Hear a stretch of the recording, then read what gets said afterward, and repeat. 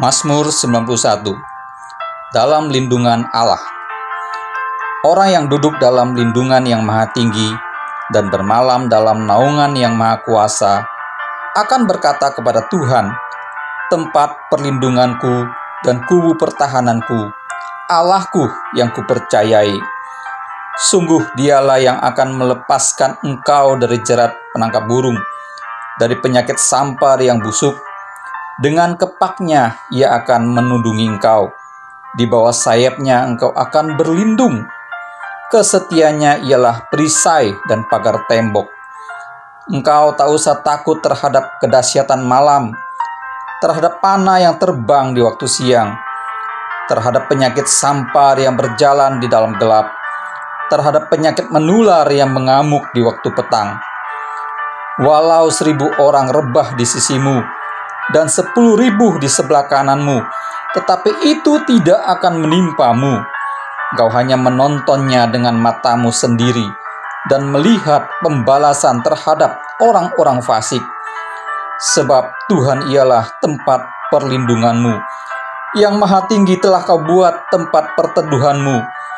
Malapetaka tidak akan menimpa kamu, dan tulah tidak akan mendekat kepada kemahmu. Sebab malaikat-malaikatnya akan diperintahkannya kepadamu untuk menjaga engkau di segala jalanmu. Mereka akan menatang engkau di atas tangannya, supaya kakimu jangan terantuk kepada batu. Singa dan ular tedung akan kau langkahi, engkau akan menginjak anak singa dan ular naga. Sungguh hatinya melekat kepadaku, maka aku akan meluputkannya.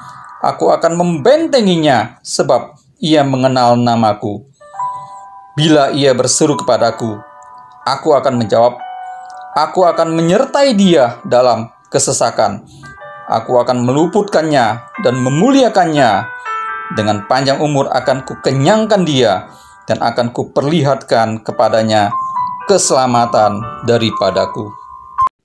Shalom Bapak Ibu Saudara yang terkasih dalam Tuhan. Berjumpa kembali kita untuk beribadah pada hari ini. Sebelum itu mari kita satukan hati kita di dalam doa. Terima kasih ya Tuhan Yesus untuk penyertaan-Mu kepada setiap kami. Sebagaimana kami ada saat ini ya Tuhan, hanya karena anugerah yang daripada-Mu. Tuhan, kami akan memulai ibadah kami undang Roh Kudus-Mu untuk hadir. Kami undang untuk Roh Kudus-Mu menjamah setiap kami dan memimpin ibadah kami dari awal hingga akhirnya. Terima kasih ya Bapa, dalam nama Tuhan Yesus kami sudah berdoa dan mengucap syukur. Haleluya, amin. Mari Bapak Ibu sama-sama kita angkat pujian ini.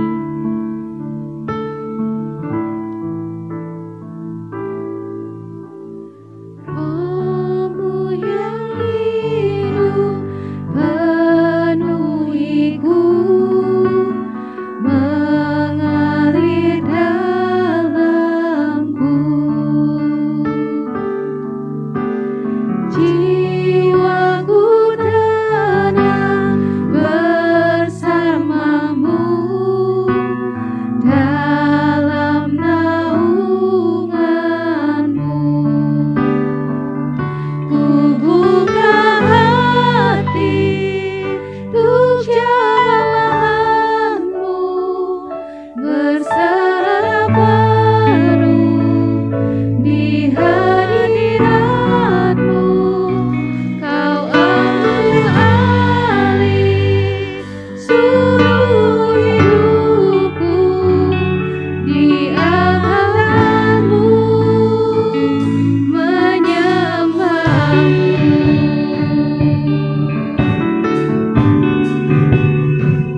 Roh-Mu yang kudus penuhiku, mengalir ya Bapa di tempat ini, mengalir di tempat kami masing-masing Tuhan. Roh-Mu yang hidup penuhiku, mengalir dalamku. Jiwaku tenang, jiwaku tenang bersamamu dalam naunganmu.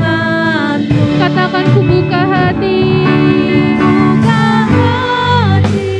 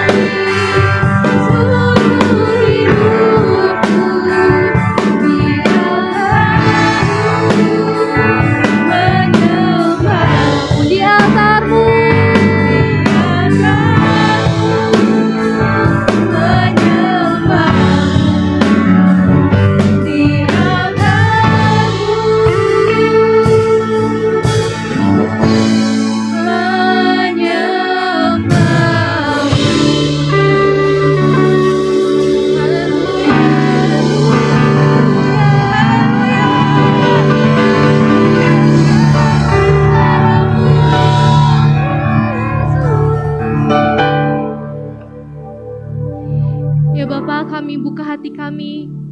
Kami undang ya Tuhan Roh Kudus-Mu, biarlah tercurah bagi setiap kami dimanapun kami berada saat ini ya Tuhan.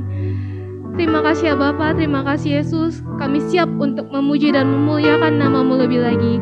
Sama-sama kita katakan amin. Ya Bapak Ibu, mari kita lebih semangat lagi. Kita mau memuji dan memuliakan nama Tuhan. Kita mau bersorak bagi Tuhan kita.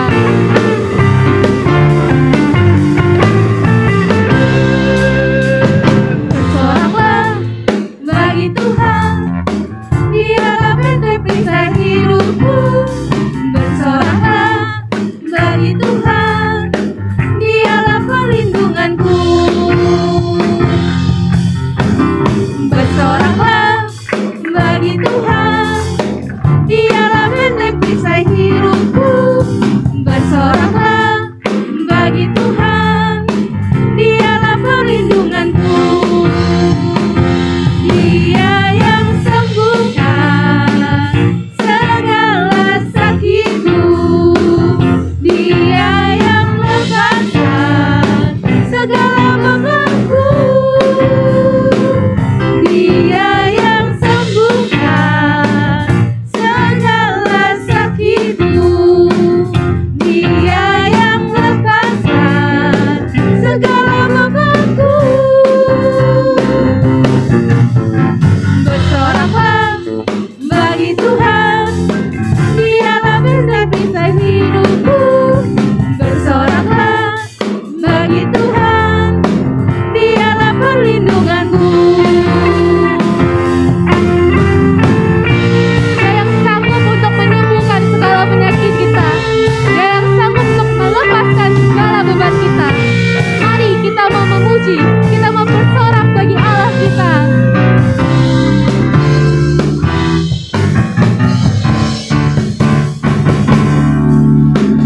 Bersoraklah bagi Tuhan, Dialah benteng perisai hidupku.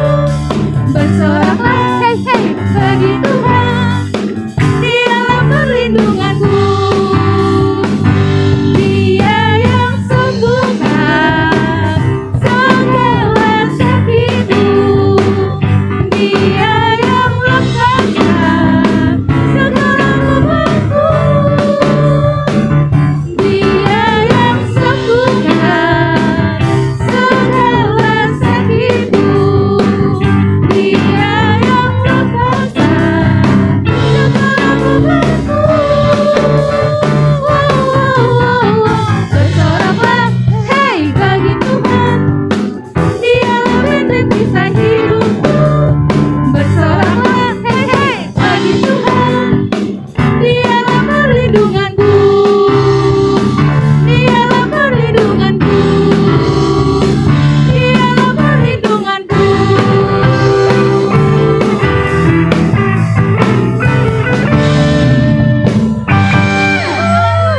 Mari berikan sorak-sorai bagi Tuhan kita. Haleluya.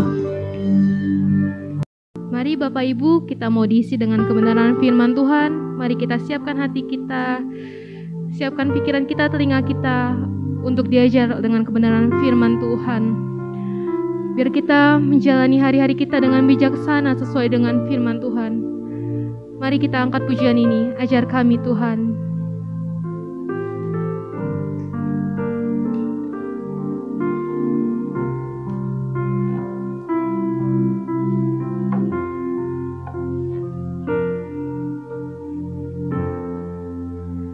Ajar kami Tuhan, menghitung hari-hari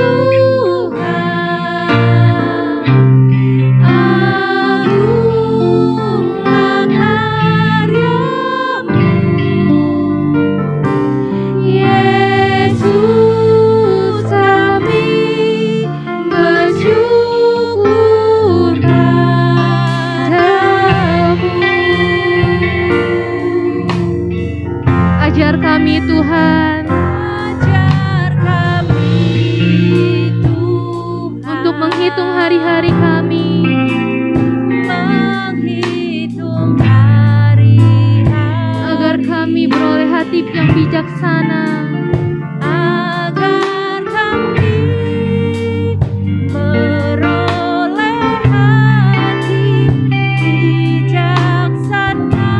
ajar kami Bapa. Ajar kami Bapa, hidup dalam jalan-Mu,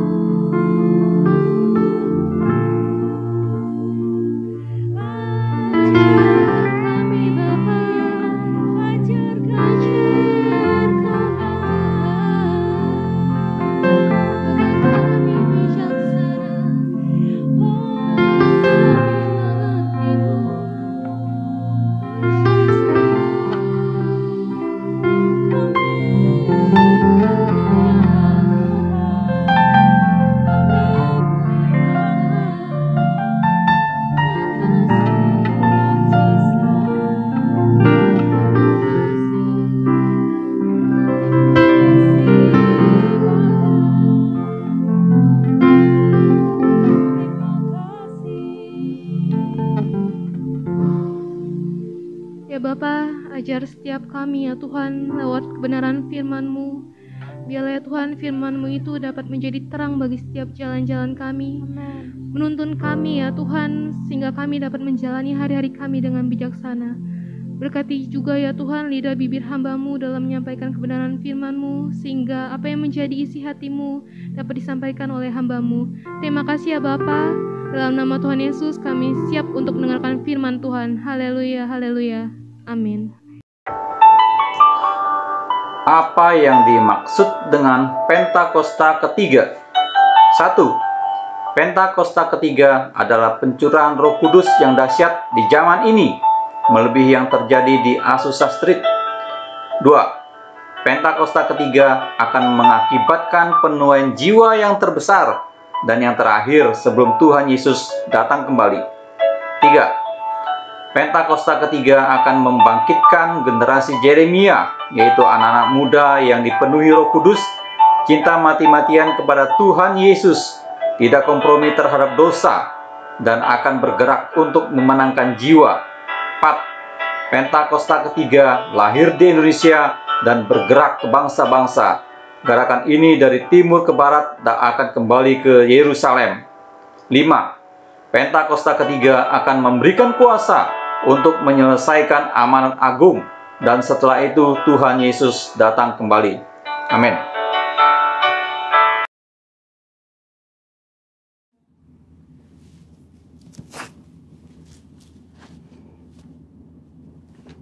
Shalom saudara, saya percaya hari ini kita semua dalam keadaan yang baik dan luar biasa.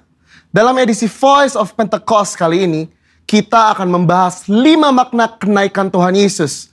Kenaikan Tuhan Yesus ke sorga adalah salah satu dari 5 tonggak iman kekristenan yang selalu diperingati oleh setiap orang percaya di seluruh dunia. Kelima hal tersebut adalah kelahiran Kristus, kematian Kristus, kebangkitan Kristus, kenaikan Kristus, dan pencurahan Roh Kudus. Kelima peristiwa tersebut bukan sekedar cerita, melainkan sejarah yang sudah dan benar-benar terjadi, yang merupakan bagian dari rencana dan kehendak Tuhan atas dunia agar semua manusia boleh mengalami kasih, pemulihan, dan keselamatan. Hari ini kita akan melihat kebenaran-kebenaran utama tentang kenaikan Tuhan Yesus ke sorga.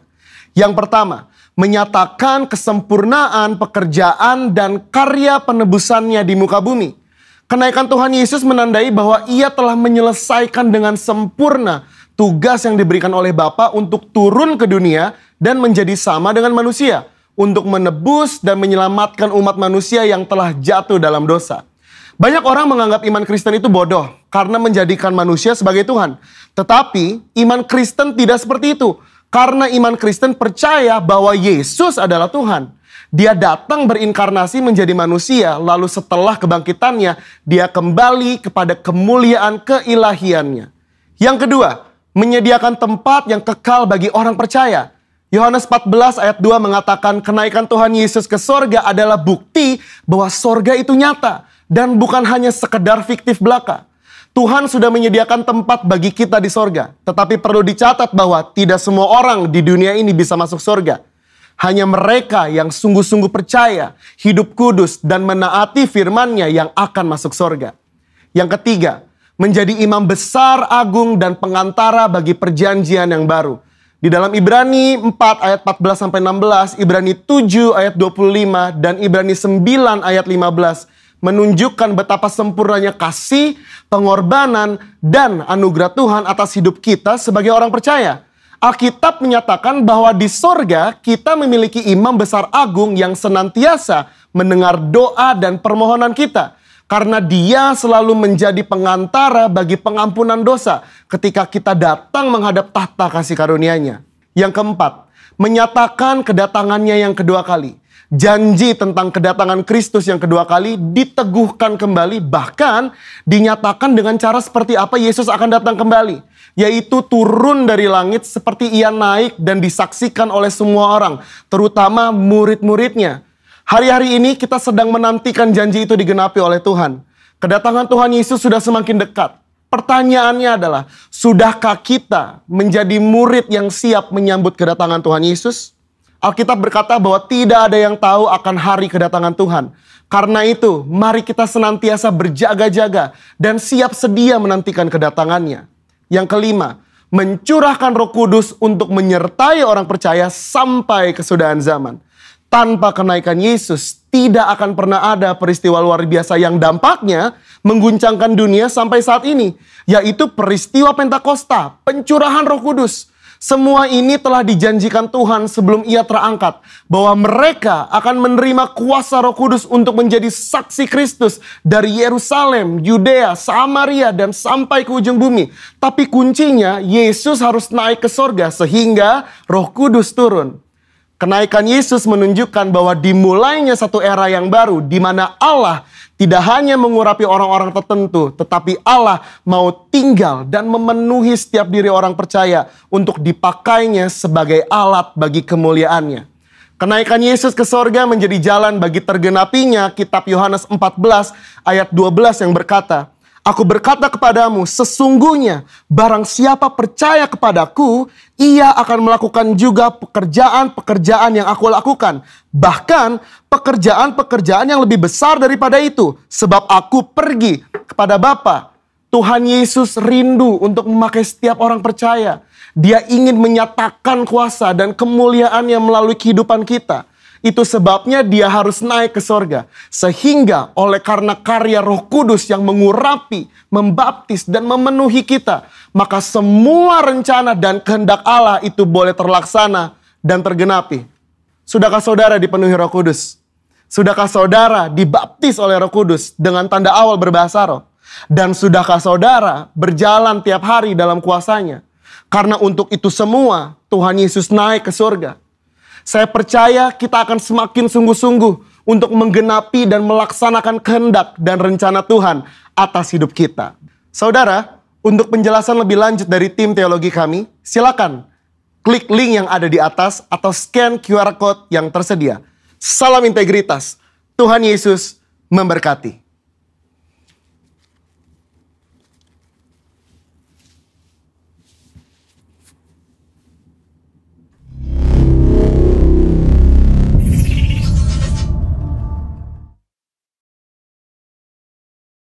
Shalom, kita jumpa lagi pada minggu ini.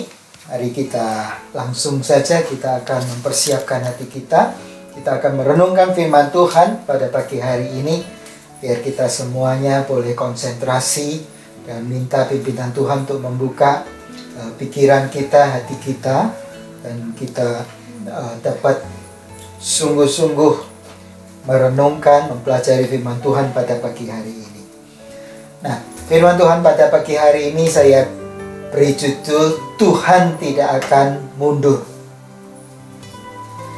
Saudaraku, menjadi manusia biasa, apalagi manusia berdosa, bukanlah tujuan dari Tuhan. Kalau sekarang ini, hari-hari ini di dalam dunia sekuler pun terus mengejar supaya manusia itu bisa mencapai potensi maksimalnya. Ada buku-buku karangan ahli manajemen yang dikeluarkan, ya, diantaranya seperti Good to Great, good, baik ke hebat, dari baik ke hebat, yang dikarang oleh Jim Collins. Itu menjadi buku bestseller, menginspirasi dunia usaha. Dan juga ada lagi satu buku Better Than Good, ya, karangan Zig Ziglar, ya. Nah, buku-buku ini berisi pelajaran yang menginspirasi dunia usaha dan siapapun yang ingin maju. Nah, dunia sekuler terus melakukan pencarian dan pengejarannya untuk menjadi manusia-manusia yang makin lama makin baik untuk mencapai kapasitas maksimumnya. Tetapi Tuhan punya sesuatu yang jauh lebih hebat dari semua yang pernah dipikirkan oleh manusia. Apa itu, saudara?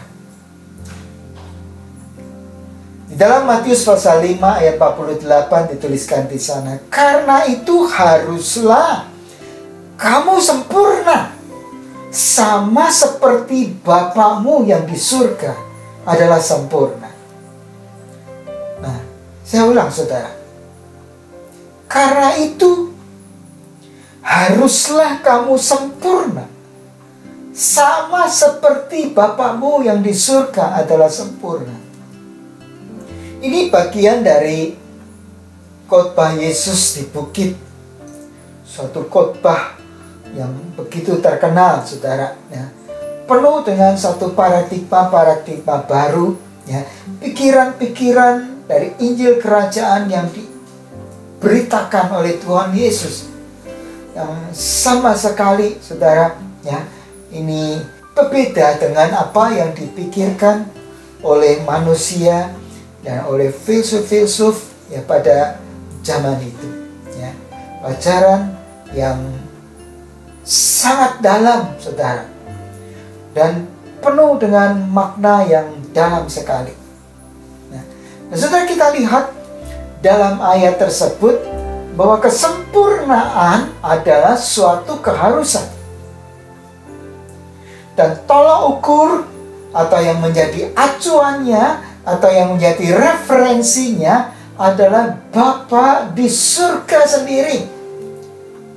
Tadi dikatakan sama seperti Bapamu yang di surga yang adalah sempurna. Demikian juga haruslah kamu sempurna. Nah, sampai di sini mungkin ada yang mencibir, mana mungkin itu bisa terjadi. Kita kan masih ada di dunia ini. Dan kita kan masih terdiri dari darah dan daging. Mana mungkin hal itu bisa terjadi? Saudaraku, memang hal itu di luar jangkauan pikiran kita. Tetapi apa yang saat ini di luar jangkauan pikiran kita, itu tidak berarti bahwa itu tidak ada atau tidak nyata. Hanya karena pikiran kita belum mampu untuk memahaminya. Sama seperti seorang anak kecil tidak bisa mengerti dari mana dia bisa punya adik. Adiknya itu bisa muncul dari mana? Ya. Itu belum ada di dalam pemahaman dari seorang anak yang masih kecil. Ya. Tetapi dia melihat adiknya itu ada. Tetapi bagaimana proses itu terjadi? Anak kecil ini belum mampu untuk memahami di dalam jalan pikirannya. Tetapi sekali lagi, apa yang belum ia mampu pahami di dalam pikirannya tidak berarti bahwa adiknya nggak ada. Nyatanya adiknya itu ada bersama dengan dia. Tetapi proses bagaimana terjadinya, dia belum mengerti. Saudaraku, kita hidup dalam dimensi ruang dan waktu. Sebab itu ketika kita berpikir tentang suatu kejadian, kerangka berpikir kita itu dibatasi oleh ruang dan waktu. Ini penyebab pertama kenapa kita sulit untuk memahami ya, bahwa kesempurnaan yang dikatakan oleh Tuhan Yesus dalam khotbahnya di bukit dan diharuskan terjadi pada kita ya, itu sungguh dimungkinkan terjadi. Pikiran kita belum mampu memahaminya karena kerangka berpikir kita selalu dibatasi ya. Kita ada di dalam satu ruangan dan waktu yang senantiasa menjadi suatu dasar pemikiran kita di dalam kita memahami sesuatu apapun yang terjadi di dunia ini. Padahal Allah tidak berada dalam ruang dan waktu yang kita pikirkan. Ia berada di luar waktu yang membatasi kita. Ia mengatasi ruang dan waktu. Waktu itu adalah ciptaan Dia. Nah, Dia tidak mungkin berada di dalam atau Dia dikurung di dalam ciptaannya sendiri. Alkitab berkata bahwa Allah adalah Alfa dan Omega. Akulah Alfa dan Omega, kata Tuhan, yang awal dan yang akhir. Ia hidup dalam kekekalan. Waktu yang kita miliki hanyalah bagian yang sangat kecil dari rentang kekekalan yang tidak berujung yang ada pada Allah. Hidupnya tidak digiring dari momen ke momen seperti hidup kita. Hidupnya tidak digiring dari peristiwa demi peristiwa yang kita alami, saudara. Ia sungguh-sungguh berada di luar dan mengatasi semuanya itu. Rumit bukan, saudara? Ya, baiklah kita tinggalkan pembahasan ini ya, karena itu terlalu rumit bagi pikiran kita dan kita tidak sanggup untuk menjangkaunya sekarang ini ya. Tapi pada satu waktu ya, seperti Alkitab katakan, kita ya bukan lagi melihat seperti dalam cermin suatu gambaran yang samar-samar, tetapi kita akan melihat dengan jelas bahwa apa yang dikatakan oleh Allah itu sungguh-sungguh nyata dan bisa terjadi di dalam hidup kita.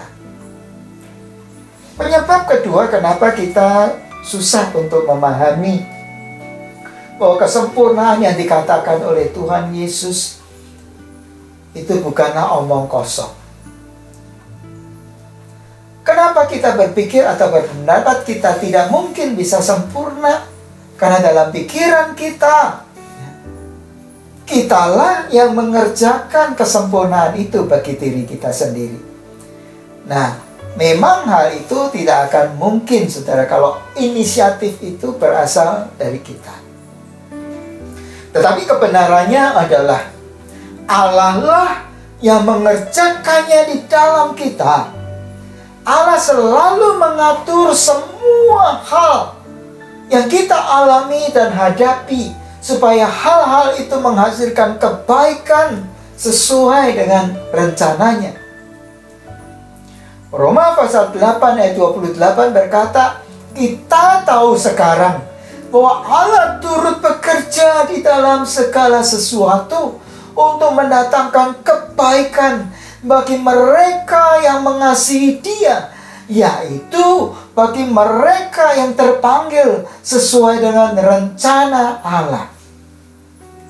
Juga di dalam 1 Korintus pasal 12 ayat 6 dikatakan, dan ada berbagai-bagai perbuatan ajaib, tetapi Allah adalah satu yang mengerjakan semuanya dalam semua orang. Perhatikan, Allah adalah satu yang mengerjakan semuanya dalam semua orang.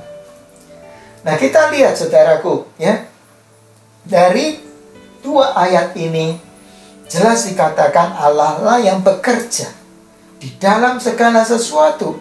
Allah yang mengerjakan segala sesuatu ya, untuk mendatangkan kebaikan bagi setiap orang yang mengasihi Dia, yang mengerjakannya di dalam semua orang yang mengasihi Dia. Nah, tadi dikatakan Roma 8 ayat 28, yang terpanggil sesuai dengan rencananya. Rencana Allah yang mana, saudara? Ya. Sebab semua orang, ya, kalau saudara membaca ayat selanjutnya di dalam Roma pasal 8 ayat 29, di sana dikatakan, sebab semua orang yang dipilihnya dari semula, mereka juga ditentukannya semula untuk menjadi apa, saudaraku? Untuk menjadi serupa dengan gambaran anaknya, supaya anaknya itu menjadi yang sulung di antara banyak saudara.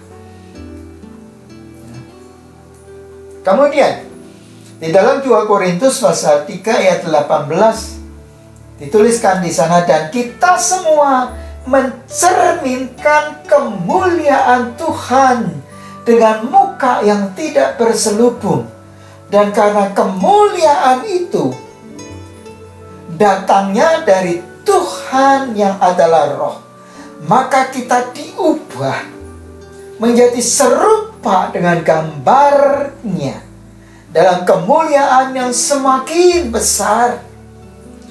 Mari saudara renungkan ini. Inilah rencana Allah, yaitu bahwa kita sedang diarahkan, bahwa segala sesuatu itu sedang diatur, segala sesuatu sedang dikerjakan oleh Allah, dan kita diarahkan. Peristiwa-peristiwa yang terjadi di dalam hidup kita, apa yang kita alami di dalam hidup kita, semuanya itu diarahkan supaya rencana Allah, yaitu serupa dengan gambar anaknya, itu menjadi nyata di dalam diri kita.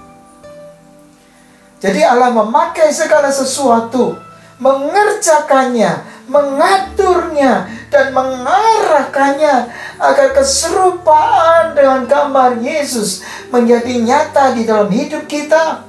Itu sebabnya kesempurnaan itu menjadi tujuannya atas kita. Itu termasuk, saudara. Ya. Kalau tadi dikatakan Allah turut bekerja di dalam segala sesuatu, Allah mengerjakannya di dalam hidup setiap orang, terutama orang yang terpanggil sesuai dengan rencananya.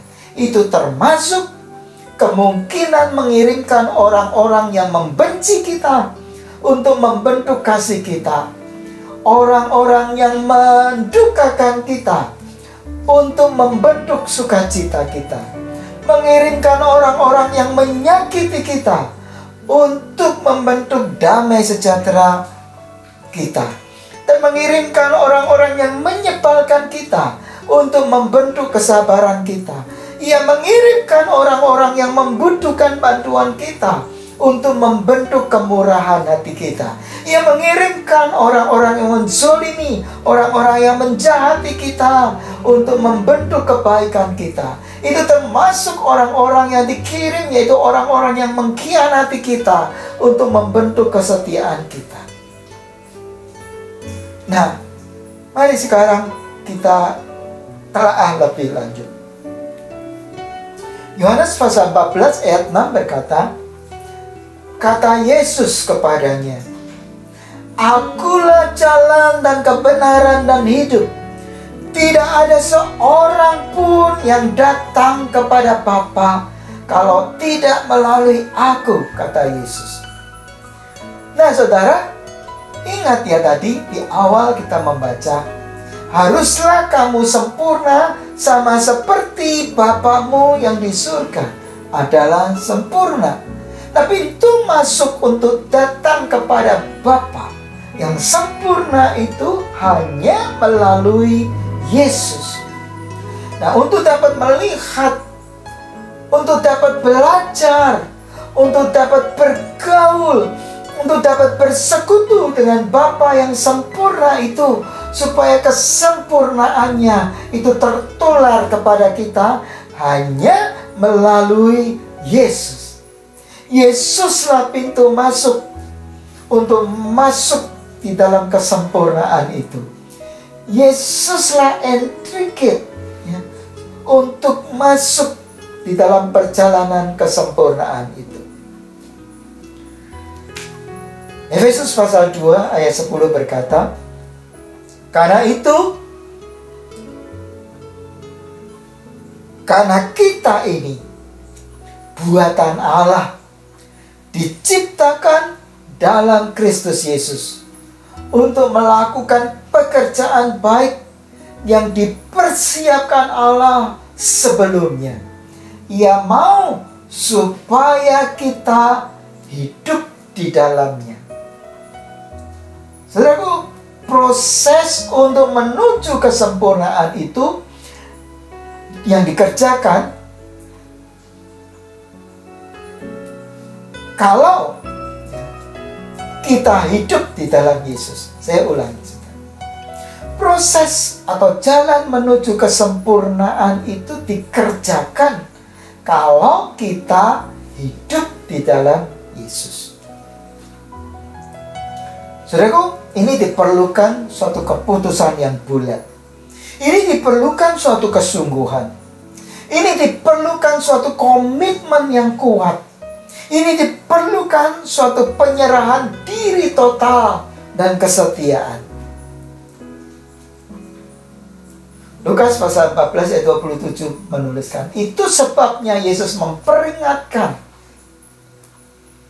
bahwa barang siapa yang tidak memikul salibnya dan menyangkal dirinya, tidak layak bagiku, kata Tuhan.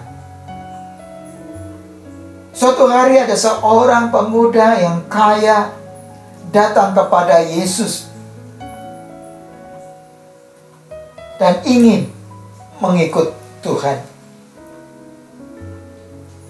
Tapi Yesus berkata, barang siapa yang tidak memikul salibnya dan menyangkal dirinya, tidak layak bagiku, kata Tuhan.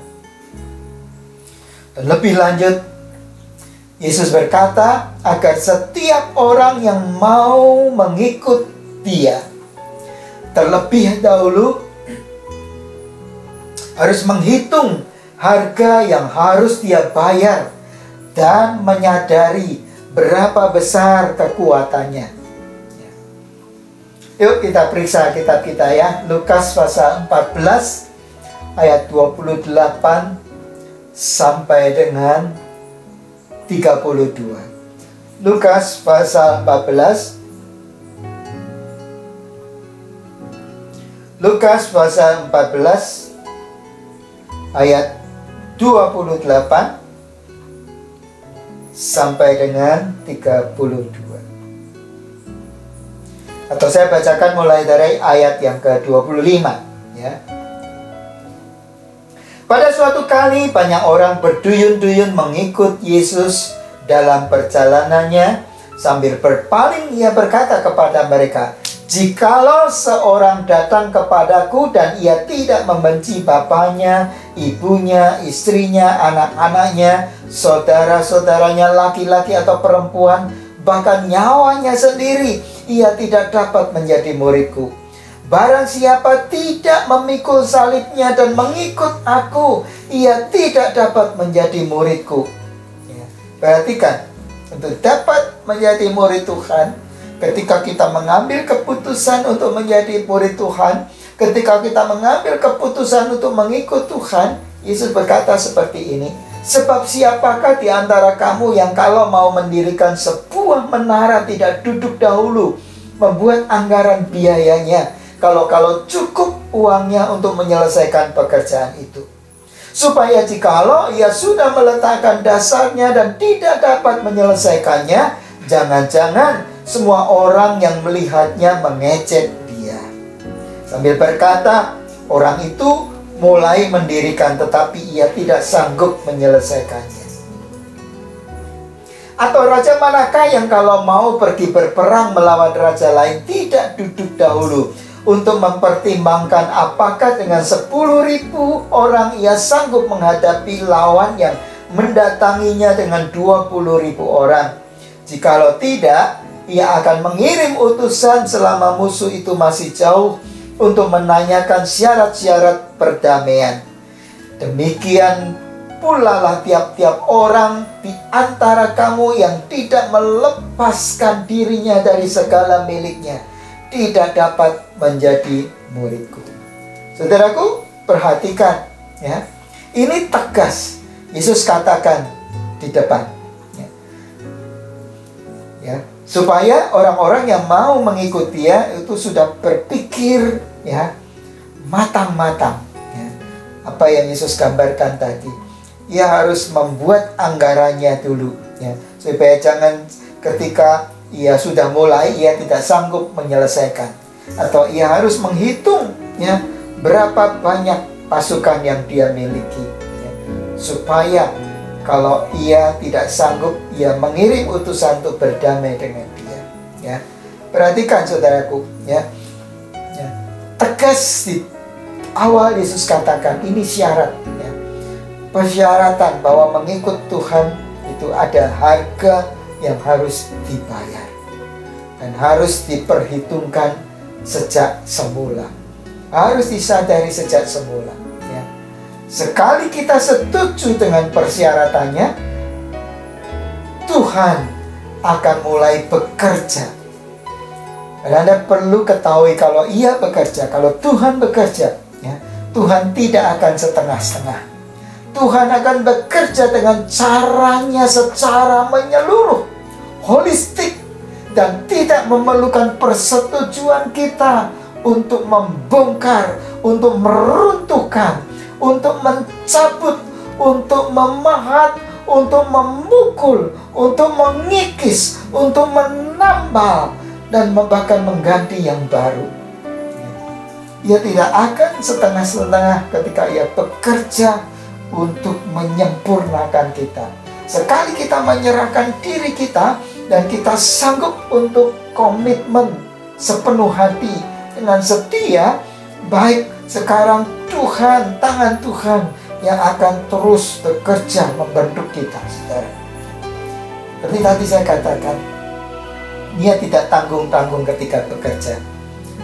Dan pada waktu kita menyerahkan diri kita kepadanya, Tuhan, ya, Ia tidak lagi memerlukan persetujuan kita. Ia akan kerjakan kita, ya, Ia akan kerjakan kita, ya, sesuai dengan apa yang ada di dalam pikirannya. Yang mungkin sesuatu yang membuat kita terheran-heran, sesuatu yang membuat kita syok, ya. Anda tidak lagi bisa berkata, loh, yang bagian itu jangan, bagian itu jangan Tuhan. Atau saudara berkata, loh, yang itu kenapa diganti? Atau saudara berkata, loh, yang itu aku masih suka. Loh, yang itu nanti saja. Saudara tidak bisa. Sekali saudara serahkan diri kepada Tuhan, ya, Tuhan akan bekerja. Dia tidak tanggung-tanggung untuk mengerjakan kesempurnaan yang menjadi tujuannya, suatu keharusan yang harus terbentuk di dalam diri murid-muridnya. Dia akan kerjakan itu terus di dalam hidup kita, ya. Allah akan terus bekerja menyiapkan kita untuk menjadi tempat kediamannya. Karena Dia yang mau tinggal di dalam kita, maka Dia yang menyiapkan kita sedemikian rupa sampai kita menjadi seperti apa yang Dia mau.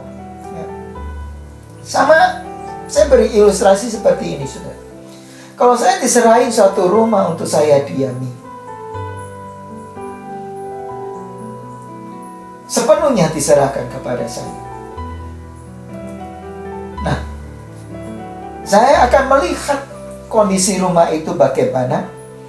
Dan kalau ada bagian-bagian yang tidak saya suka, saya akan mungkin akan bongkar, saya akan ganti, saya akan renovasi, saya akan rombak. Bahkan saya akan buat ruangan-ruangan baru. Pokoknya apapun juga yang saya kerjakan atas rumah yang diserahkan kepada saya untuk saya diami. Karena saya berdiam di sana, maka saya akan menjamin bahwa ketika saya diam di dalam rumah itu, saya akan betah, saya akan kerasan. Dan tentu model, tentu suasana rumah itu ada seperti yang saya kehendaki. Nah, begitulah saudara. Kita berkata bahwa kita ini adalah bait Allah, tempat kediaman Allah. Karena Allah yang berdiam di dalam diri kita, saudara, ya. Maka Dia akan kerjakan diri kita. Dia akan kerjakan baitnya ini. Dan apa yang tidak berkenan kepada Dia akan dihancurkannya. Apa yang tidak berkenan kepada Dia akan dibersihkannya. Saudara ingat ketika Tuhan Yesus memasuki bait Allah, Dia membuat cambuk dan Dia begitu marah. Dan Dia menunggang balikan, ya, meja-meja penukar uang, ya, pedagang merpati juga itu dihamburkan, saudaraku, ya. Dia marah, Dia membersihkan bait suci. Demikian juga saudara, ketika Dia mau memasuki, Dia mau mendiami bait sucinya, yaitu diri kita yang kita serahkan kepada Dia, maka Dia akan membersihkan segala sesuatu yang tidak berkenan kepadanya. Karena Dia yang mau diam di dalam diri kita. Dia mau pastikan bahwa nanti kalau Dia diam di dalam diri kita, itu sungguh-sungguh menjadi satu tempat kediaman yang menyukakan hati Dia. Nah, proses itu akan menyakitkan kita, saudara. Tetapi Allah tidak akan mundur, ya. Begitu kita sungguh-sungguh mau komitmen, kita mau menyerahkan, kita mau serahkan diri kita sepenuhnya kepada Tuhan, Tuhan tidak akan mundur, ya. Tuhan tidak akan mundur. Dia akan terus bergerak maju. Dia akan lakukan pembersihan-pembersihan supaya kita menjadi bait suci yang layak bagi tempat kediamannya. Hanya ada satu orang yang bisa menghentikannya. Orang itu adalah diri kita sendiri, saudara sendiri. Kalau kemudian dengan proses yang Tuhan kerjakan di dalam diri kita, kita merasa aduh terlalu berat, dan kita kemudian menyerah, dan kita berkata cukup sudah, aku tidak tahan untuk melanjutkannya. Dan kemudian saudara mundur, saudara murtad, saudara meninggalkannya, dan disitulah pekerjaan Allah berhenti di dalam hidup kita. Kesempurnaan itu tidak akan terjadi di dalam setiap orang yang murtad, yang mundur, yang meninggalkannya. Allah menghormati keputusan Anda. Allah menghormati keputusan saya. Dari semula Allah tidak pernah mengintervensi kehendak bebas manusia. Yuk kita baca ya, Yohanes pasal 6. Yohanes pasal 6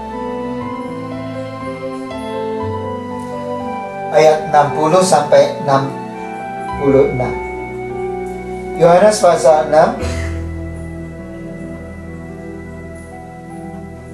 Yohanes pasal 6 ayat 60 sampai 66. Perikopnya murid-murid yang mengundurkan diri di Galilea. Sesudah mendengar semuanya itu, banyak dari murid-murid Yesus yang berkata, perkataan ini keras. Siapakah yang sanggup mendengarkannya?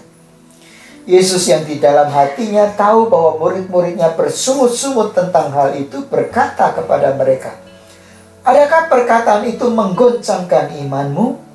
Dan bagaimanakah jikalau kamu melihat Anak Manusia naik ke tempat di mana ia sebelumnya berada? Rohlah yang memberi hidup, daging sama sekali tidak berguna. Perkataan-perkataan yang kukatakan kepadamu adalah roh dan hidup. Tetapi di antara kamu ada yang tidak percaya. Sebab Yesus tahu dari semula siapa yang tidak percaya dan siapa yang akan menyerahkan dia. Lalu ia berkata, sebab itu telah kukatakan kepadamu, tidak ada seorang pun dapat datang kepadaku kalau Bapa tidak mengaruniakannya kepadanya. Nah, perhatikan ayat yang terakhir. Mulai dari waktu itu, banyak murid-muridnya mengundurkan diri dan tidak lagi mengikut dia. Perhatikan saudara, ya, tadi dibuka dengan perkataan ini keras. Siapakah yang sanggup mendengarkannya? Lalu ditutup dengan kalimat, sejak itu, ya, mulai dari waktu itu, banyak murid-muridnya mengundurkan diri dan tidak lagi mengikut. Nah, saudaraku, apakah ketika Yesus melihat, oh banyak orang kok dengan perkataannya itu kok lalu mundur, dan dia nggak punya pengikutnya berkurang, lalu Yesus berkata, oh ya sorry, maaf, udah datang lagi kepadaku.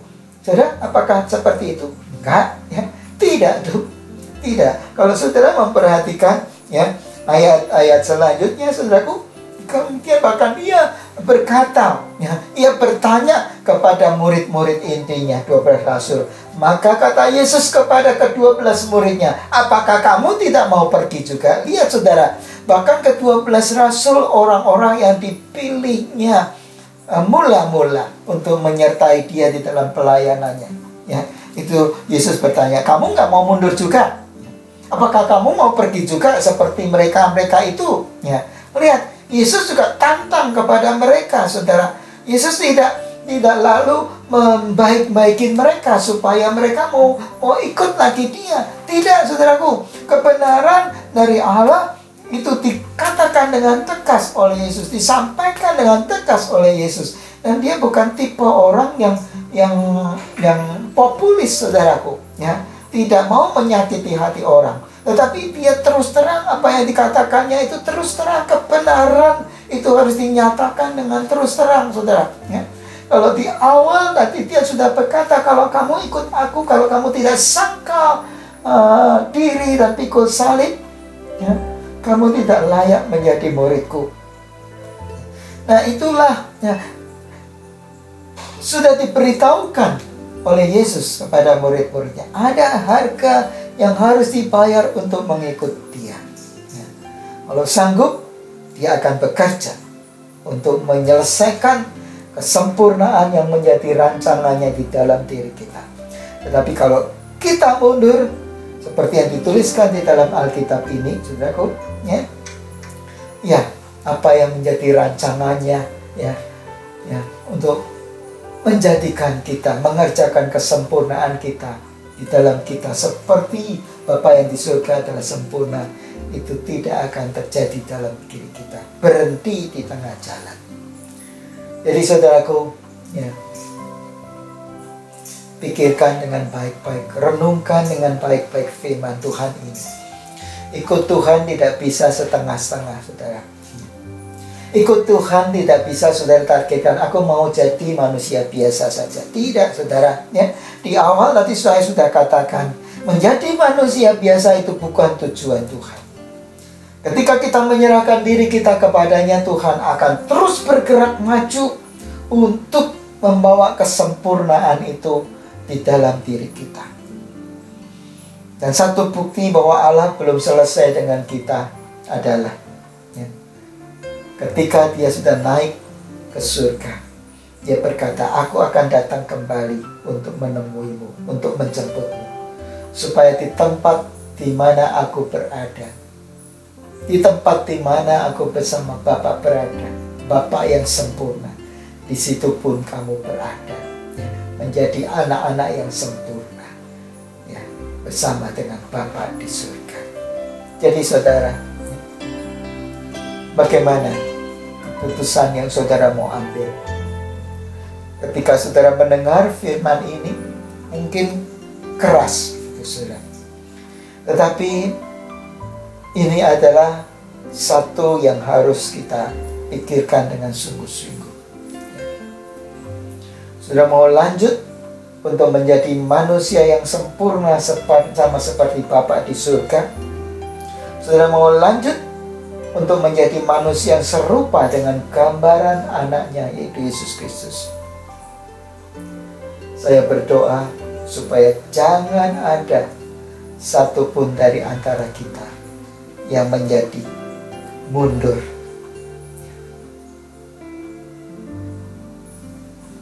Karena firman-firman yang keras yang disampaikan kepada saudara. Tapi sekali lagi saudaraku, saudara boleh teliti sendiri di rumah, ya, apa yang tadi saya sampaikan. Dan biarlah Roh Kudus menerangi hati dan pikiran saudara, sehingga saudara punya suatu tekad, suatu komitmen untuk terus mengikut Tuhan. Yesus berkata, apabila Anak Manusia datang, adakah ia menjumpai iman itu ada di atas bumi? Dan biar ketika ia datang untuk menjemput kita, ia masih mendapati iman itu ada di dalam diri saudara-saudara semuanya. Kiranya Tuhan memberkati. Mari kita berdoa. Bapa di surga, sempurnakan pemberitaan firman-Mu ini di dalam diri kami. Sempurnakan, sempurnakan. Buat mata hati kami diterangi, mata kami dapat melihat dengan jelas kebenaran-kebenaran dari firman-Mu yang disingkapkan ini. Dan Roh Kudus, bimbinglah kami, tolonglah kami, supaya hati kami senantiasa kuat, dan Engkau terus topang kami supaya kami terus setia mengiring Engkau sampai selama-lamanya. Terima kasih buat firman-Mu pada pagi hari ini. Terima kasih kan memberkati umat-Mu sekalian ini ya Tuhan. Ya Tuhan, pelihara mereka. Ya Tuhan, terus Tuhan limpahkan damai sejahtera-Mu yang melampaui segala akal. Memelihara hati pikiran mereka di dalam situasi dunia yang makin menakutkan ini.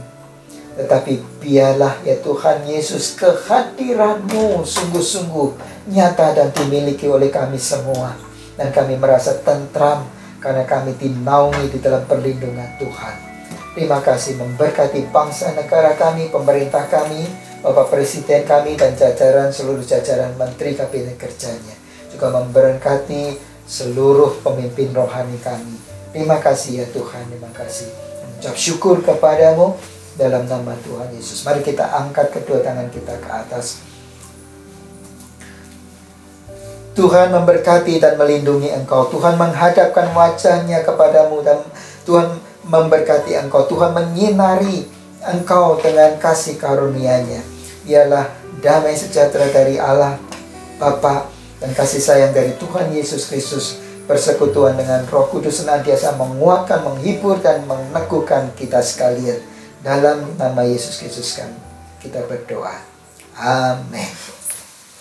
Hidupku dalam tangan-Mu, oh Yesus. Setiap langkah Kau tetapkan bagiku. Walau kadang ku tak dapat mengerti jalan-Mu, tetap ku percayakan hidupku.